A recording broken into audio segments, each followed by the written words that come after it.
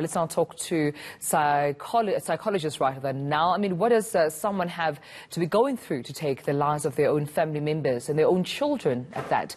How do we avert such tragedies is the question. And Saths Cooper, the president of the Pan-African Psychology Union, joins me now to hopefully give us those answers. Thank you so much, Saths. Welcome. My pleasure. I mean, as a parent, I can't imagine, another parent taking their own children's lives. What could possibly going through a father, a mother, in that moment as they're about to either stab, give poison, strangle their own children to death? Well, I think that what happens is there's a removal from all the emotions that you find ordinarily.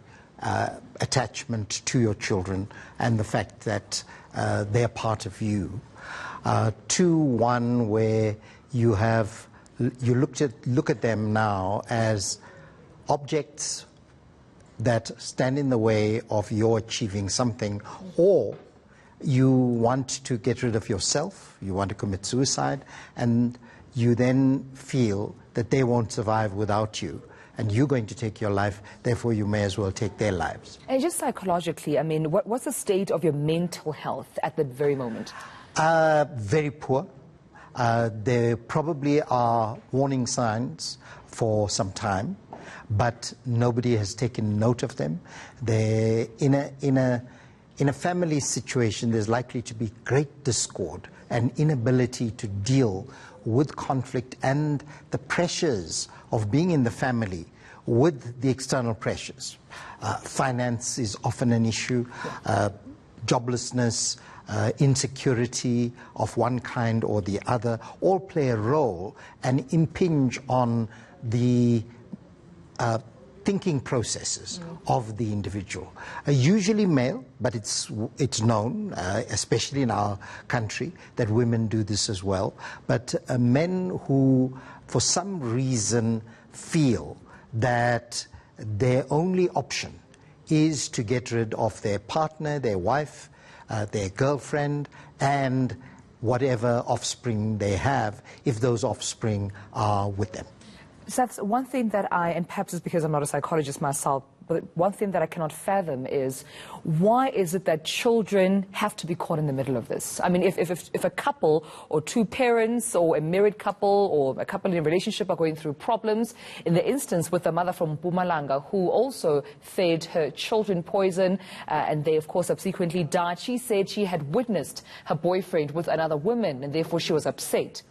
We have another parent in KwaZulu-Natal, I think it was in the area of Pinetown, who said, just after, hanging his children, that they were going through a divorce with the wife. And now there's a Limpopo father as well who had suspected that his wife could have been cheating on him.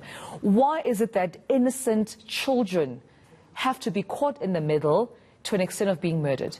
Well, the ones we love most and look up to us for protection tend to be the first victims. We're not going to go and attack somebody else, but the closest persons and the most vulnerable. You see, those girlfriends or spouses or partners did what they did, but for the father in the state of rage he's in, he's going to turn on, and shouldn't be, but he does turn on his kids. And we kill our children, don't we? I mean, we have the highest rate of femicide in the world.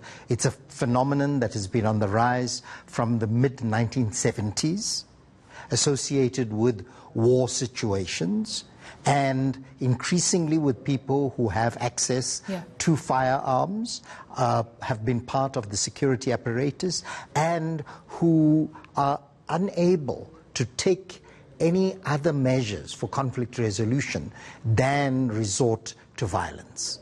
And we actually, in the killing of children, we display our own inability to confront life. the sickness in our society.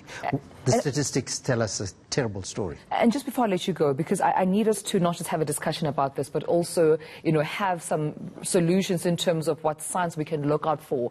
The parent in Limpopo, the mother, said she had went numerous times to the police station to report abuse in the family. So she had identified, signs perhaps, I assume, from, the spouse or the father or the husband, that perhaps something strange was happening here. What signs should we look out for, and what should we do? How do we act? Well, look, at least this mother did go to the police station.